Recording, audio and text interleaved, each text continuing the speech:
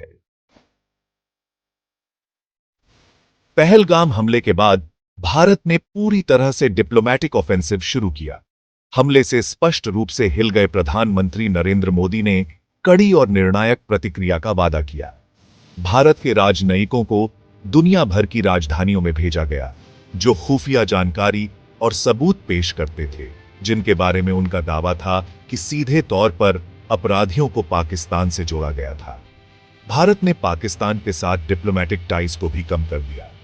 दोनों देशों के बीच एक महत्वपूर्ण व्यापार मार्ग अटारी लैंड क्रॉसिंग को बंद कर दिया और सिंधु जल संधि, एक महत्वपूर्ण जल बंटवारे समझौते को निलंबित कर दिया। भारत के डिप्लोमैटिक कैंपेन का उद्देश्य पाकिस्तान को अंतर्राष्ट्रीय स्तर पर अलग थलग करना और उसकी धरती से काम करने वाले आतंकवादी समूहों के खिलाफ ठोस कार्रवाई के लिए दबाव बनाना था।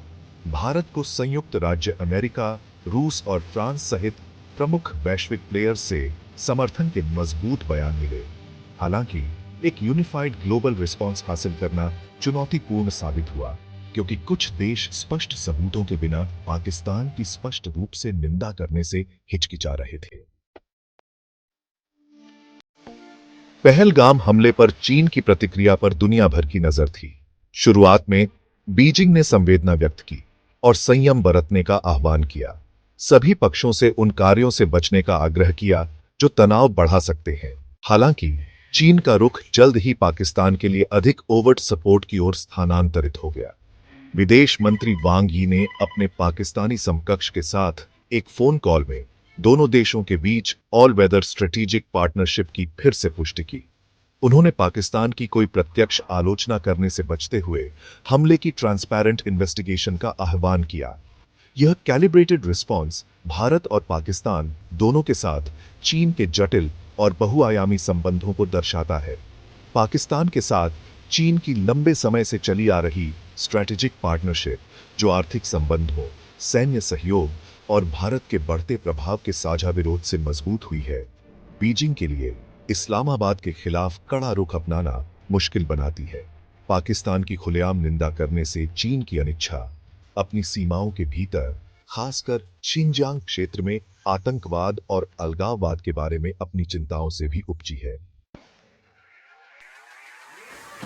पहलगाम आतंकी हमले ने दक्षिण एशिया पर एक लंबी छाया डाली है, जिससे भारत और पाकिस्तान एक खतरनाक प्रेसिपिस की ओर बढ़ रहे हैं। इस हमले ने इस क्षेत्र में चीन के बढ़ते प्रभाव और भारत पाकिस्तान प्रतिद्वंद्विता में उसकी जटिल भूमिका को भी शार्प फोकस में ला दिया है। ऐसा लगता है कि चीन की स्ट्रेटेजिक कैलकुलस अपने निकटवर्ती पड़ोस में स्थिरता बनाए रखने की इच्छा से प्रेरित है, साथ ही भारत के उदय को सीमित करने और क्षेत्र में अपने हितों को सुरक्षित करने की भी मांग कर रही है। भारत और पाकिस्तान के बीच फुल ब्लोन मिलिट्री कॉन्फ्लिक्ट का जोखिम एक गंभीर चिंता बनी हुई है। दोनों देशों ने हाल के वर्षों में अपने आर्सेनल्स का आधुनिकीकरण और अपनी रक्षा क्षमताओं को बढ़ाते हुए सैन्य बिल्डअप में लगे हुए हैं। दोनों पक्षों में परमाणु हथियारों की मौजूदगी समीकरण में जटिलता और खतरे की एक और परत जोड़ती है। जबकि कोई भी पक्ष फुल ब्लोन वॉर नहीं चाहता है, गलत अनुमान, दुर्घटनाओं या अनपेक्षित वृद्धि की संभावना अधिक रहती है। अंतर्राष्ट्रीय समुदाय इन जोखिमों से अच्छी तरह वाकिफ है और उसने दोनों पक्षों से संयम बरतने और एक कैटास्ट्रॉफिक कॉन्फ्लिक्ट को रोकने के लिए बातचीत में शामिल होने का आग्रह किया है।